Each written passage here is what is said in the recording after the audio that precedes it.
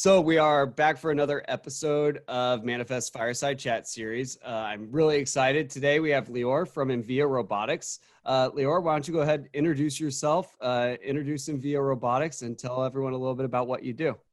No problem. Thank you, John, very much for having me on the show. Really appreciate it. So my name is Lior Elazary. I'm the CEO of inVia Robotics. And what we do is we actually help a lot of e-commerce customers be able to fulfill their orders as quickly as possible. And we do this using robots that help their labor point be as efficient as possible. So instead of somebody, going and picking one order at a time, they're not able to manipulate many orders at the same time, and they're guiding robots now to do that task. Right. So it's a warehouse automation robotics solution. Exactly. Yeah. Awesome. So how did you guys get started? Can you tell me a little bit about the history? Yeah, no problem. So we, myself and my co-founders, Rand Boris and Dan Parks, actually come from USC, and we worked a lot on different robotic challenges, especially the DRC, the DARPA Robotic Challenge, right. DT2WS, the Star Wars binoculars, all kinds of different, perception and robotics type of challenges. And I myself, also a serial entrepreneur, I had several companies before, and one of the companies that I co-founded was EdgeCast. It was a content distribution network. And one of the things that we had a lot of e-commerce customers who were basically streaming their website through our services. Now, I talked to a lot of them, and a lot of them had a huge problem in fulfillment. And that's something I think a lot of people don't realize. When you go in, you click add to cart, it's an extremely easy job, right? But instead, what's happening is on the back end, you have a lot of people scrambling around trying to collect that order. Really what's been happening is that you have a personal shopper, right? In some sense, being on the back end, doing that shopping for you, trying to get that order as quickly as possible to your door. And then if they're a few hours late, you're like, wait, what happened? How come it was so easy for me to click the button? How come I don't get the item as quickly as possible? Right. So a lot of them had actually a huge challenge with that aspect. And in particular, it had to do with labor. So labor by itself, most people don't want to pay. I don't know if you remember in the old days, used to pay $30, $40 shipping and handling when you ordered something, and it would take a month to arrive. Right. I remember 6 to 8 weeks shipping and handling. Yeah, exactly. You forget that you ordered it, and then it's like Christmas every 2 months, That it was always an exciting thing as a kid. You'd send something out and you just completely spaced that it was coming. Yeah. And now, like, basically nobody wants to pay that shipping and handling, and everybody wants to get that item as quickly as possible, which is rightly so, right? We want to be able to do that. It's an extremely powerful thing to be able to get items as quickly as possible, right, to your door. But what's happening is on the back end, it's very difficult to have people do the work. Most people have a really hard time doing the same monotonous work over and over again. So walking through the warehouse, collecting items day in and day out is an extremely cruciating pain point for those employees. And on top of it, they're barely getting paid, right? The pay is nuts for them. So a lot of them actually don't end up staying for very long. They end up leaving their jobs very quickly. So, we have customers that have almost 100% turnover, right? So every time they're bringing new employees, trying to do that. Now, one of the things that's happening there is that the people are really working like robots, right? They're riding around doing the same task over and over again. Right. What we thought is like, this is a really good opportunity to introduce robotics into this field, because we can have the robots do that robotic job and have the people do the job that you need to do, for example, problem solving or packing or things that are much more complex for robots to do, but they're a lot more fulfilling for people. People love solving problems. They don't like, doing the robot. They don't like being robots. They like, solving problems for robots. Right. And the problems we're talking about are very basic problems, right? We might have, in our particular example, what we do is we bring totes. So instead of the person walking around inside the warehouse to collect the items, we bring the items to them so they don't have to walk. Now, sometimes the item is broken. Sometimes the item is damaged or there's not enough in that box. And right now, to get a robot to understand that and to fix that and to figure out, okay, is the shipment coming here or where I'm going to get that, it's very complex. So that's now what the people are doing, and the robots are basically moving the items inside the warehouse. And in a Right. sense, it's making them extremely more effective because instead of them walking, collecting the items, their items already been collected for them. They're just adding, the value added services. And that's where they can manipulate many orders at the same time. And that's how they're able to send all these orders out to you so you can get them out to the door, very quickly. Right. That makes sense. Yeah. And I think that warehouses and fulfillment has long been a place where automation has been sorely needed, right? Yeah. But it is a very slow moving industry and it's very slow to adopt a new technology. And I think that's why we have seen this, reluctance, I feel Yeah. like, to adopt it, even though the industry is like really in need of it. It is sorely needing for automation. So that's definitely true. And if you look at a warehouse compared to manufacturing, so manufacturing have been adopting a lot more robotic services, but in manufacturing, there's very well-known problems. So the robots are doing one task. They're more like, very specific programmed robot. They're not what you would consider, an intelligent robot that can do many tasks at the same time. Right. In the warehouse, unfortunately, you got very difficult tasks. Each item is different. A lot of our customers are keeping, 50 to 100,000 different SKUs, all, while the robot has to understand how to manipulate them and how to do all these kind of tasks, which makes it extremely difficult. And in fact, the way we look at things is that we see the robots as a machine that is able to adapt to those various challenges, right?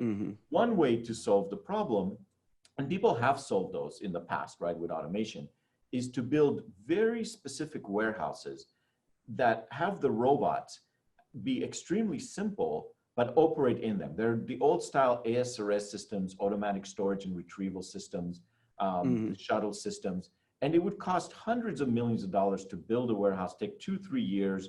And it's really because you're adapting the warehouse to the robot. The robot is extremely simple, just a cart with wheels, and you're building conveyor belts, you're building tracks, you're building everything inside the warehouse. Right. What we're proposing now with having more intelligent robots is that those robots are able to adapt to the current environment, which now means that you can introduce automation without having to transform your warehouse.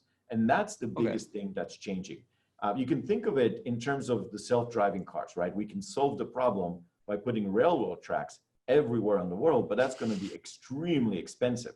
So instead, we're making the car adapt to the current environment, and that makes it extremely more cheaper to introduce. Well, and that's really interesting because I come from a fulfillment background, and it's been a big complaint that I hear is like, that's why automation is too difficult, is because you would have to overhaul the entire facility, or you have to build the warehouse from the ground up with automation in mind and like a vendor in mind from the get-go. And then you're wed with that company for good. And I think that keeps a lot of people from buying into the idea behind it. So how does your system, can you help me understand how your robots you're able to come in and just operate within someone's operation that they already have? Like, how have you solved that issue? Sure. So just to go a little bit on what our product actually does. So we have robots, and I don't know if you've seen them, but they basically look like a puck, like a Roomba that has a scissor lift on top of it. I see the one behind you. Yeah, exactly, right there. That has a platform that's able to manipulate what we call gross manipulation. So gross manipulation involves manipulating boxes, totes, things that are a little bit more uniform shape. Where fine manipulation might mean that you get your hands inside a box and pick a bead out of a bunch of beads. That's an extremely difficult, challenging problem. So we actually took that problem to the side, and having people who do that very well do that type of task, and have the robot bring over the tote. So a lot of warehouses, if you've been there, they have a lot of boxes that have the inventory inside of them, and they're sitting on shelves. So what we had to do is, using vision systems, we're able to go through the warehouse, map the warehouse, understand where the boxes are at, and be able to manipulate different shelves with our robot being, basically going onto the shelf, attaching, sliding the box over to itself and bringing it over. Which means that the customer doesn't have to change their shelves. They don't have to change their boxes. And in fact, their boxes, we often work with corrugated boxes. A lot of the old shuttle systems used to work with plastic, Now, plastic is extremely expensive. You got about $10 per tote. If you got 50,000, that ends up being quite a bit. Oh yeah. So, so at the end of the day, we actually just manipulate regular corrugated boxes, and we're bringing it over to a sorter who will now take that item and manipulate, put it into a particular order and then send it out.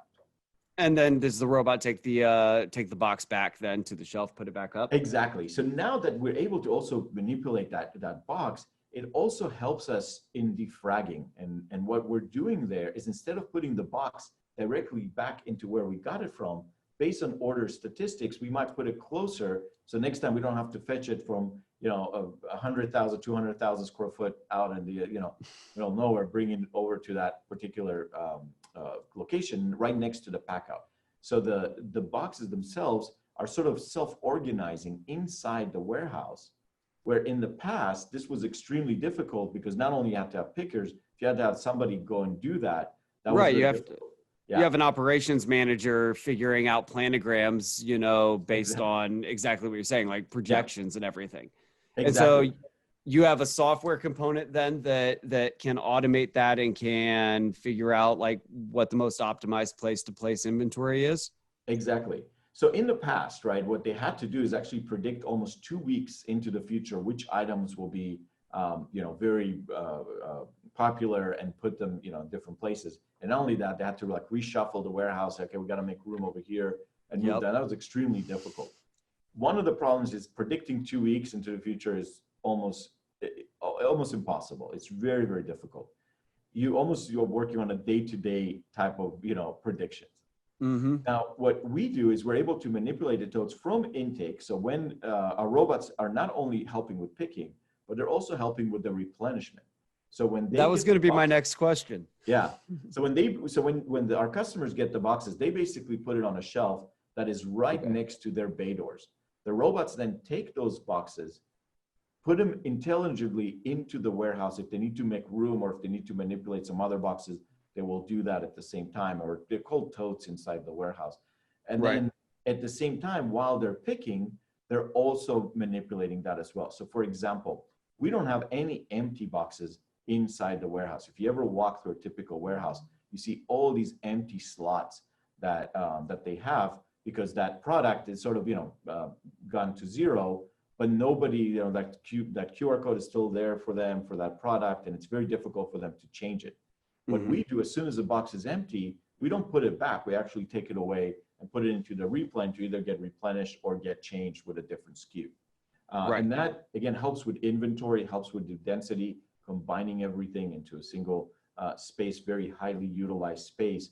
And at the same time, manipulating the locations of these totes to have all the popular ones to be able to access them as quickly as possible. And the ones that are from, for example, Christmas. At the end of Christmas in January, nobody's ordering those ornaments again. So those get shoved to the back of the warehouse, where you're basically letting more popular SKUs get by. Okay. And so, and I'm looking, and so that's one of your actual robots, right? Yep. So you're operating at like at hand level, hand height, right? Yeah, so we go at about 8 foot, so a little bit over head height. And we can work on mezzanines to go to the next level. So one of the reasons we did it this way is that when you're going up to a higher level, you're basically providing more throughput at those levels. And each robot is, goes to about 8 foot. And so, but like you would have a situation where you would have like your palletized storage on one side, and then would be added to a replenishment area to be added into the system. Exactly. So usually what a customer has is they have their their storage for their long things that are sitting on pallets. They're called reserve locations. And those will be on pallet, very highly dense, right, combined together. Exactly. But the problem is it's very difficult to extract them, because you have to have a forklift that goes out there and pick the right one. What we do is actually our system intelligently figures out how many pieces do they have to replan at the same time. And we guide a forklift driver to go in, collect those items, and then all he does, he puts it right next to the entrance of that whole robotic zone. And then the robots will take those items and then, basically file them away intelligently into the system. That's really cool. Okay. Yeah, and I'm starting to get a picture of it. I think that a lot of our audience understands like the need for automation. I think that there's just these big challenges that you've kind of addressed in the Yeah. way that you're delivering your service that I think give an easier step into automation versus, just like we said, rebuilding your entire Yeah. warehouse. Something else that you guys do that's really interesting to me is you offer what you call robotics as a service. Can you tell me a bit about that? Sure. So one of the things that when we first started this company, we saw that investing in automation is not only extremely expensive for most customers that you only can be in maybe Yeah, the top five to spend $100 million on a facility, exactly. but it's also comes down to the responsibility of who is responsible. And this is why we really like the robotic as a service idea. Actually makes our job a little bit harder because of that. What happens there is instead of us selling the automation, we're selling the productivity of the automation. So for example, the productivity of the robots, which means that we are in charge of those robots' productivity. So when our customers pay for the particular system, they're not paying for how many robots they're going to have at their warehouse. They're paying for the productivity of these robots, which means that Okay. we have to be in charge of that productivity. So if a robot is not operating, or if it's not operating efficiently, or if there could be a better flow, we would deal with that because we want to make sure that we can offer that productivity for them that we guaranteed they will have. And for us, we think this is a really good alignment because we are a robotics company. We know how to best utilize our robots. So Right. instead of just selling it to the customer and saying, hey, good luck, figure it out, right? And if they don't figure it out, it's really on them because a lot of times they already paid us. And we've seen that in the industry. A lot of the automation that I've talked to, the customers that invested, that was the case. They actually had no ROI in it and it didn't operate as much. But since the vendor got paid pretty much everything, they didn't have as much incentive to really make sure that it really fit their need. Right. We're here with robotic as a service. We're charging them for their need and their current need as well. That's another aspect that was very difficult. When you're spending $100 million on a warehouse, you're trying to predict 10 years into the future of what your system throughput is going to be. Now, we all know the world has basically changed 180 degrees over the last thing, but even Yeah. before COVID, Right. predicting 10 years was like, good luck. And that made it very difficult, especially for mid-sized businesses who are trying to figure out, okay, I don't know where I'm going to be in 10 years. I know where I Right. am now, and I know what I need now. So doing it this way with robotic as a service, we're able to give them the amount of throughput, the amount of need that they need now, and then grow with their business. So as their business grows, we're able to add more robots, being able to help them out. Now, also, we're able to help them out during peak, which is an extremely busy season for them. Often some of our customers do 5 to 10 times their order volumes in about a month. So very short time span and basically, increasing that huge piece. And now actually with COVID, this is what happened. We actually had one customer that they had larger volumes in the last few months than they ever had in the whole of last year. And that's very unheard of. Usually it comes down in December, but since everybody now is ordering online, they're doing that. We're seeing that across the board. Yep. And another challenge they had was just the labor wasn't available because everybody's working from home.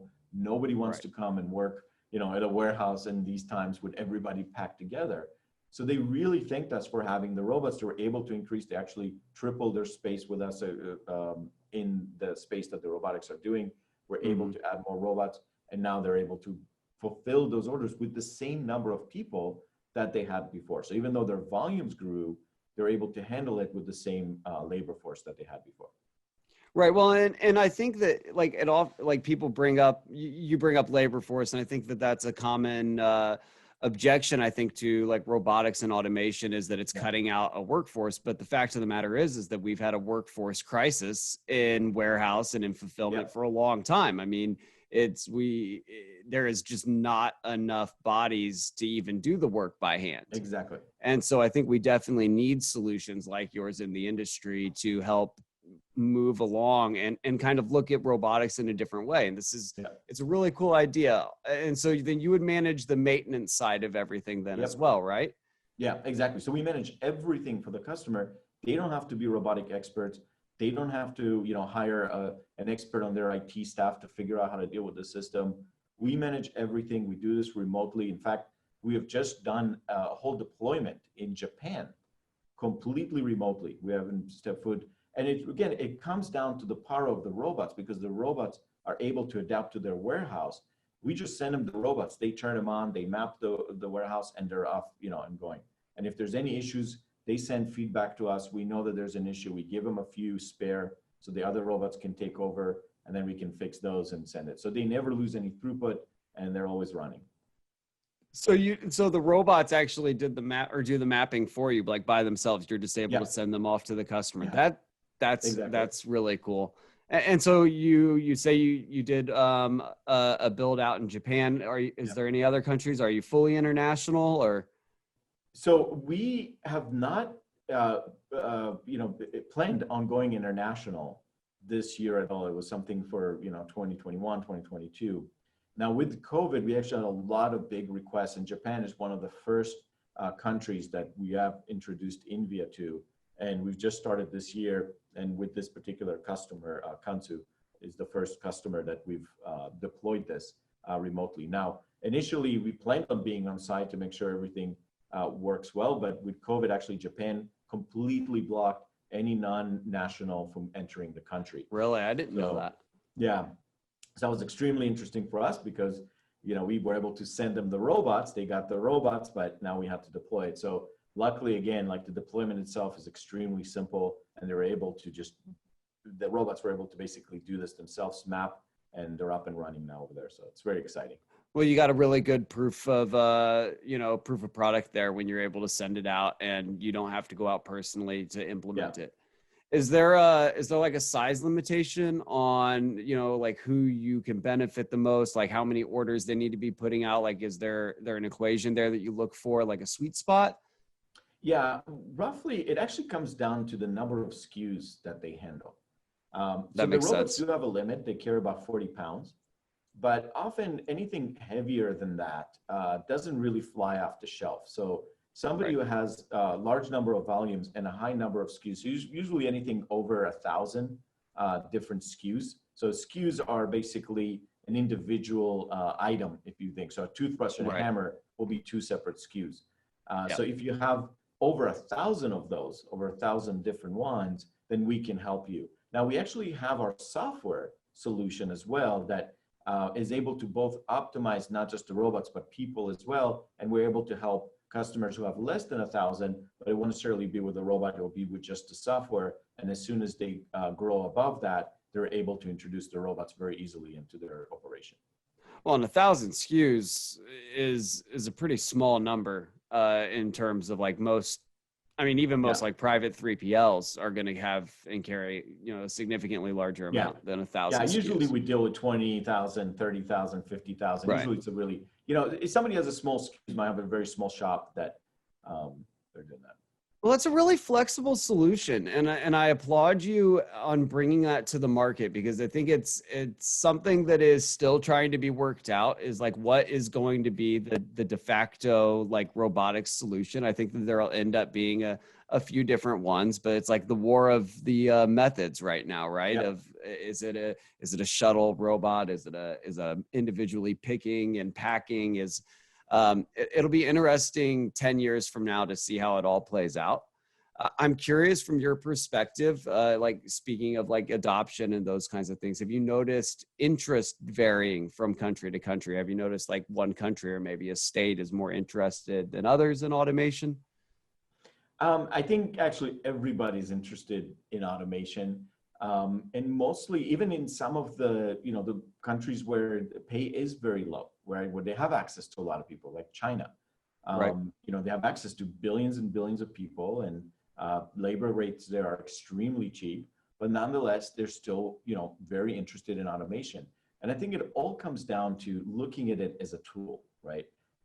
If you're trying to have somebody build a building right now, you're not going to give them a rock. You're going to give them a nail gun that they're going to be extremely fast at placing those nails.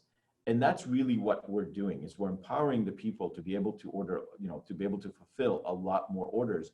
And that's what most countries are interested in particular in Japan as well, right? They're very, very adamant that the robots are working for the people. We don't want it the other way around, right? We don't want the people to work for the robots. We don't want the robots to solve, difficult problems, which they can't, by the way. It's very, like, I think a lot of people, when they look at AI and they fear, the amount of problems that people can solve is just tremendous. And I think we're, nowhere close to anything intelligently, which in some sense, we always see it as a really sad thing, right? That we some waste like human brains, but they're extremely, extremely valuable for what they can do. And like I said, so it empowers a lot of people to be able to be a lot more productive. When somebody's a lot more productive, they're usually happier. And that's where we're seeing the drive pretty much coming from everywhere. We probably will start doing more international countries. Right now, we are concentrating in Japan, basically, and setting that up over there. Excellent. So you're focused on Japan right now. Yeah.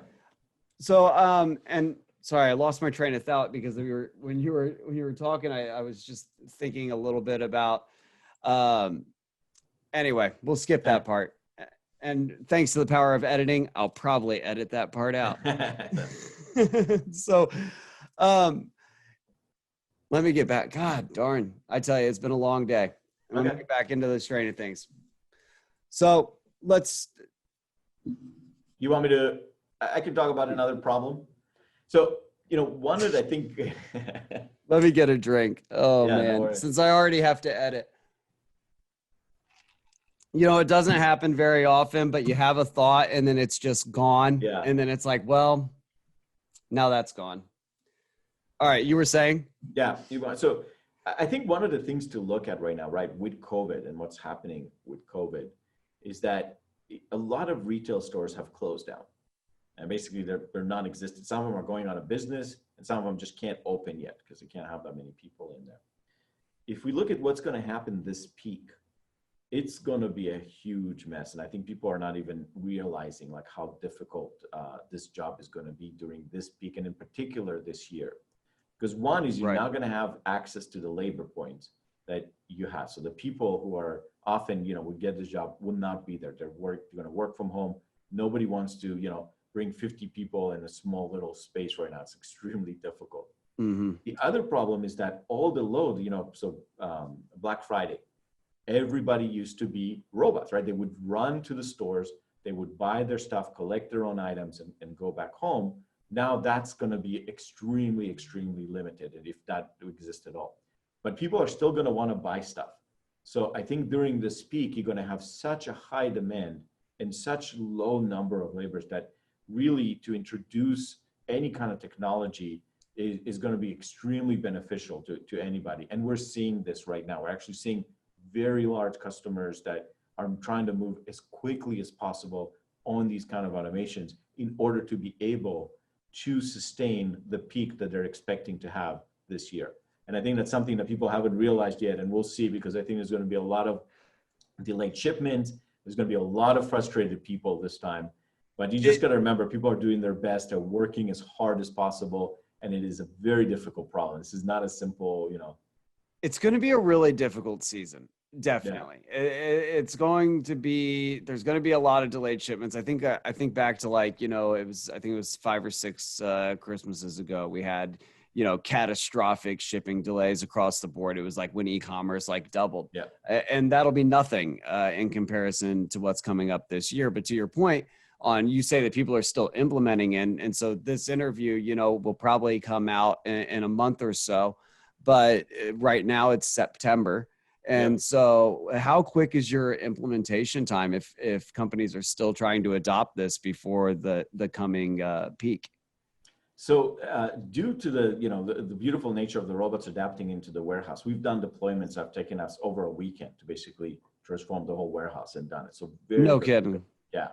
But often it takes about a month to get the system fully up and running, because it's not just introducing the robots, but it's also integrating with their existing warehouse management systems to make sure we get the right orders. Right. So in situations where that is pretty much set for them, that we can introduce it very quickly. But if they have any kind of specific needs, for example, if they have different zones and we got to make sure the robots are collecting the items from here, but now they're also getting it from the pallet position and marrying those at the same time, that makes it a little bit more complex. but still extremely fast, right? I mean, over, about a Right. month is an extremely fast time frame for this type of automations.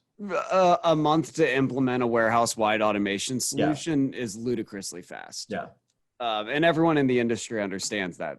yeah. That's really, really quick. So, Lior, tell me, how should people find you? How can they get more information? How can they beg you to come to their country and not in Yeah. Japan this year? So you can go on our website, www.inviarobotics.com. That's INVIA robotics.com. And you can contact us there. We'd be very happy to chat with you with any information you want. Awesome. Well, Lior, thank you so much for coming on today. I appreciate it. I am amped to tell people about inVia, tell people about your solution. I really think that you guys are onto something. So as much praise as I can put onto you, I think that it's a really elegant solution. I hope to see one of your robots in person, maybe at the show coming up. Right? So, Lior, thank you again. It was a blast talking with you. And make sure to tune in again next time when we do another interview with another leader from the industry. And until then, talk to you later. Thank you very much, John. Had a lot of fun on the show.